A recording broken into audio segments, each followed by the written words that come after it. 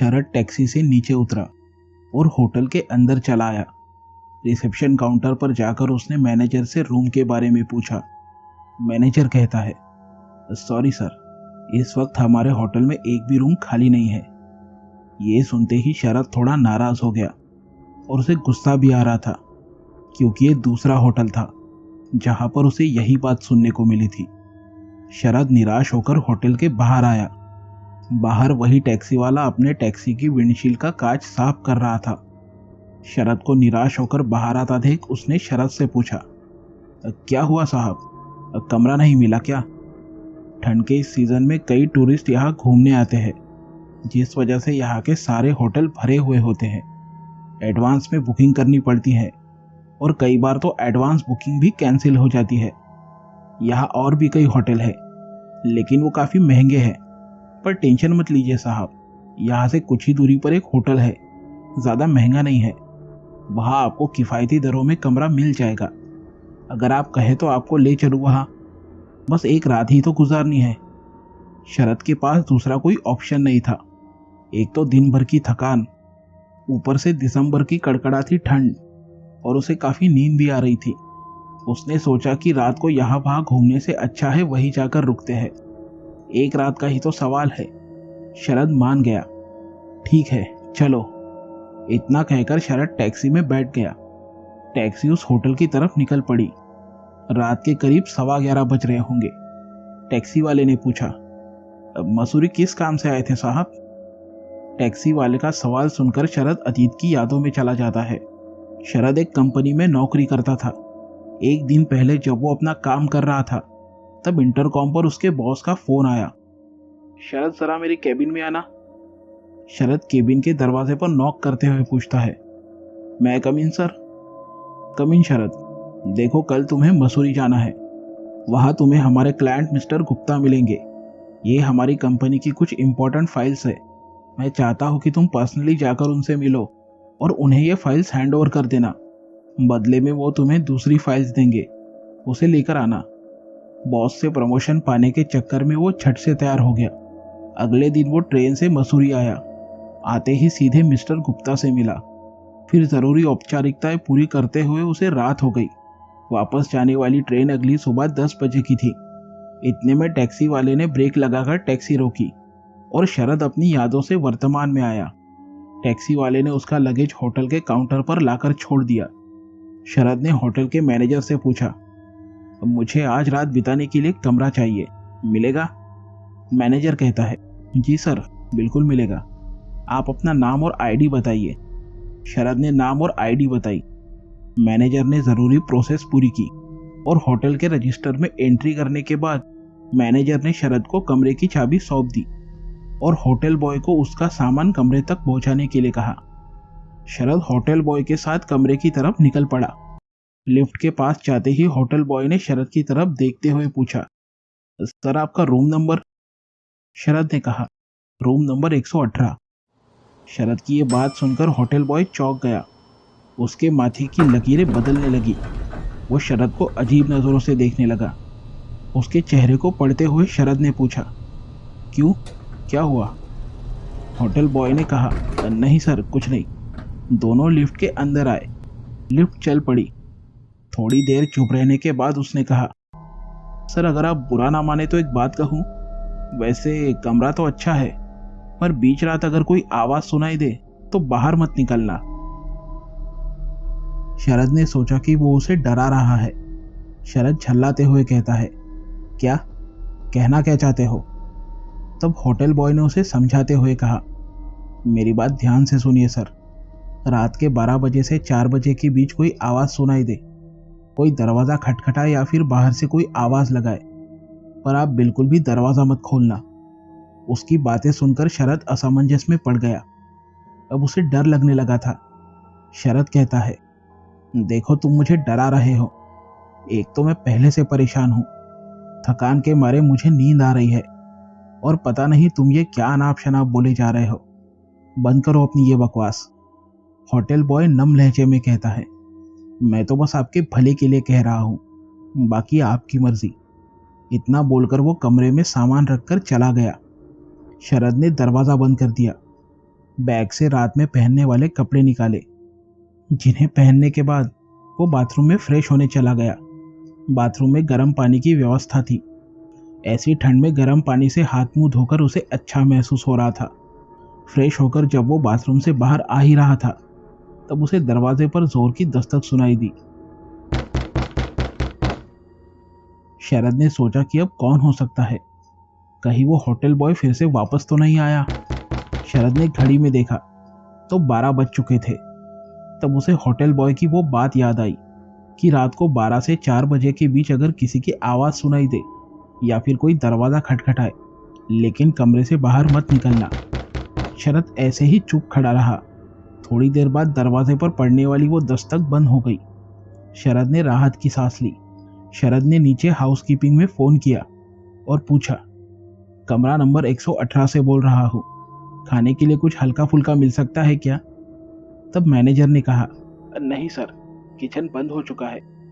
तब शरद ने फिर से पूछा, अच्छा खाना ना सही, लेकिन पीने के लिए कोई जूस वगैरह कुछ तो होगा?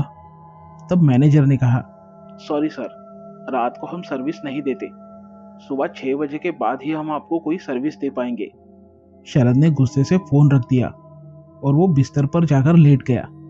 शरद इतना थका हुआ था कि लेटते ही उसे नींद आ गई। शरद सो रहा था कि तभी उसे फिर से कुछ आवाजें सुनाई देने लगी, जिससे उसकी नींद खुल गई। उसे ऐसा लग रहा था कि जैसे कोई उसके कानों के पास आकर बड़बड़ा रहा हो। शरद उठकर बिस्तर पर बैठा और ध्यान से सुनने लगा। तब उसे पता चला कि बाहर के किसी कमरे में कोई किसी से जोर जोर से झगड़ रहा है। उसने सोचा कि कौन बेवकूफ है जो इतनी रात गए झगड़ रहा है। शरद ने अपनी आंखें बंद की और सोने की कोशिश करने लगा, लेकिन फिर से उसके कानों में वही आवाजें गूंजने लगी। शरद अपने आप को कोसने लगा कि पता नहीं कौन सी मनहूस घड़ी में उसने इस होटल में आने का सोचा। वो दरवाजा खोलकर देखना चाहता था, पर तभी उसे उस होटल बॉय की बात याद आई। उसने कमरे की लाइट चालू की और घड़ी में देखा तो रात के 1:15 बज रहे थे। शरद को वो आवाजें अभी भी सुनाई दे रही थी। शरद बिस्तर से उठा। वो दरवाजा खोलना तो नहीं चाहता था, इसलिए वो दरवाजे के की होल से बाहर झांकने लगा। अब वो आवाजें आनी बंद हो गई थी, लेकिन उसे बाहर एक परछाई दिखाई दे रही थी जो वही गैलरी में इधर उधर घूम रही थी। शरद डर गया और ध्यान से देखने लगा, लेकिन अंधेरा होने की वजह से उसे कुछ ठीक से दिखाई नहीं दे रहा था। बाहर पैसेज में जो लाइटें जल रही थी वो जलते बुझते हुए झपक रही थी। शरद की समझ में नहीं आ रहा था कि बाहर चल क्या रहा है। तब उसने थोड़ा सा दरवाजा खोला और बाहर झांकते हुए इधर उधर देखा, लेकिन बाहर का माहौल एकदम नॉर्मल था। पैसेज में लगी लाइटें ठीक से जल रही थी। शरद को यकीन हो गया कि सब ठीक है, इसलिए वो अपने कमरे से बाहर आया।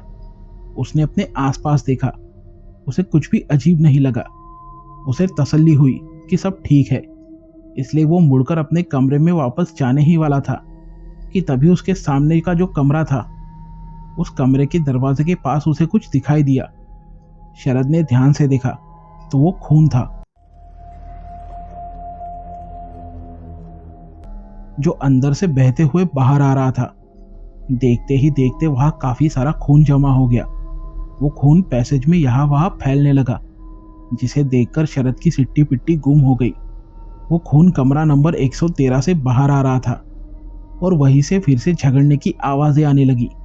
शरद ने डरते हुए उस कमरे का दरवाजा खटखटाया। दरवाजा चरमराते हुए खुल गया।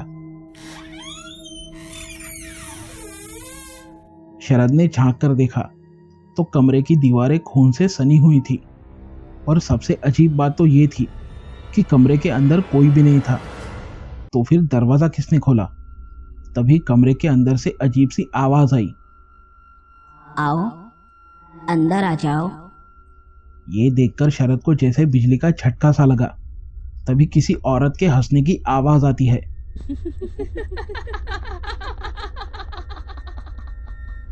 शरद कांप गया। वो भागकर अपने कमरे में आ गया। उसने दरवाजा बंद कर दिया और अपने घुटनों में मुंह छुपाए बस बैठा रहा। शरद के दिल की धड़कनें तेज हो चुकी थी। काफी देर तक वो ऐसे ही बैठा रहा। थोड़ी देर बाद उसने अपने आप को शांत किया टेबल पर कांच के जग में पानी भरकर रखा था। डर और प्यास के मारे शरद का गला सूखा जा रहा था, इसलिए उसने पानी का जग उठाया और मुंह से लगाकर गटागट पानी पीने लगा। बाहर से अभी भी चीखने चिल्लाने की आवाजें आ रही थी। शरद के दिमाग ने जैसे काम करना ही बंद कर दिया था। उसने सोचा कि इन सब बातों को नजरअंदाज करना ही ठीक होगा। उसने घड़ी में देखा तो 2 बज रहे थे। शरद सोने की कोशिश कर रहा था, लेकिन डर के मारे उसे नींद ही नहीं आ रही थी। फिर ना जाने कब उसकी आंख लग गई। सुबह जब उसकी आंख खुली तो 9 बज रहे थे। सूरज की रोशनी कमरे में आ रही थी। शरद जल्दी से तैयार हो गया और नीचे जाकर उसने मैनेजर से चेकआउट करने के लिए कहा। शरद ने देखा कि कल यहाँ कोई और ही आदमी मैनेजर था। वो मैनेजर जब चेकआउट की प्रोसीजर कर रहा था तब शरद ने उससे पूछा, कल रात आपकी जगह कोई और था, वो कहाँ है? तब मैनेजर ने बताया, उसकी नाइट शिफ्ट खत्म हो गई इसलिए वो चला गया। क्या हुआ सर, कोई प्रॉब्लम है? शरद थोड़ी देर तक खामोश रहा। फिर कुछ देर बाद एक लंबी सांस छोड़ते हुए उसने पूछा, कल रात मैं जिस कमरे में रुका था उसके सामने वाले कमरे से कुछ आवाजें आ रही थी, और जब मैंने बाहर आकर देखा तो मेरे साथ बड़ी अजीबोगरीब घटना हुई। शरद ने उसे कल रात की अपनी सारी आप बीती सुनाई, जिसे सुनकर मैनेजर माफी मांगते हुए कहता है, तकलीफ के लिए माफी चाहता हूँ सर। कहीं आप रूम नंबर 113 की बात तो नहीं कर रहे? शरद ने हाँ में अपना सिर हिलाते हुए कहा, हाँ हाँ वही, रूम नंबर 113। क्या वहाँ कुछ गड़बड़ है? मैनेजर थोड़ा गंभीर होते हुए कहता है, 1 साल पहले की बात है। उस रूम में एक लड़का और एक लड़की आकर रुके थे। लड़के ने उस रात लड़की का चाकू घोंपकर खून कर दिया था। पुलिस की तफ्तीश से पता चला कि वो दोनों घर से भागकर शादी करने आए थे, लेकिन लड़की को पता चल गया कि वो लड़का उसे शादी का झांसा देकर बस उसका फायदा उठा रहा था। उस लड़के ने प्लान बनाकर उसे होटल में बुलाया। जब लड़की को उसके इरादों का पता चला तब उन दोनों में काफी झगड़ा हुआ और गुस्से में आकर लड़के ने लड़की का खून कर दिया और यहाँ से भाग गया, लेकिन जल्दी ही वो लड़का पकड़ा गया। इस घटना के बाद उस लड़की की आत्मा उस रूम में भटकने लगी। उस कमरे में ठहरने वाले कई लोग को आप जैसा ही अनुभव आया। वो तो शुक्र है कि आप उस कमरे के अंदर नहीं गए, नहीं तो पता नहीं क्या हो जाता। अमूमन वो कमरा हम किसी को देते नहीं। अगर कल रात मैं ड्यूटी पर होता तो आपको दूसरा कमरा दे देता। मैनेजर की बातें सुनकर शरद हक्का बक्का रह गया, क्योंकि कल रात वो ना चाहते हुए एक पारलौकिक घटना का गवाह बना था।